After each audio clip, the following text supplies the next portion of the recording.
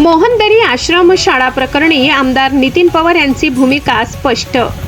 पावसाळी अधिवेशन संपता क्षणी तालुक्यात परतलेल्या आमदार नितीन पवार यांनी मोहनदरी आश्रम शाळा प्रकरणी माध्यमांशी बोलताना आपली प्रतिक्रिया स्पष्ट केली आहे।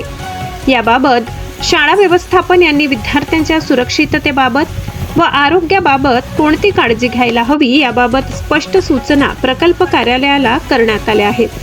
गिरणा न्यूज नेटवर्कसाठी मुख्य संपादक चेतन हिरेसह कुशाल देवरे कडवण। मोहनदरीची जी दुर्दैवी घटना झाली त्याबद्दल आपल्या स्तरावरून काय सूचना देण्यात आल्या प्रकल्प कार्यालयाला? जेव्हा शाळा चालू झाल्या होत्या तेव्हाच संबंधित जी काही पोलीस कंप्लेंट झाली होती त्याबाबत आश्रमशाळेच्या वतीने त्या दिवशी माननीय आपल्या प्रकल्प अधिकारी मॅडम यांना सूचना केली होती।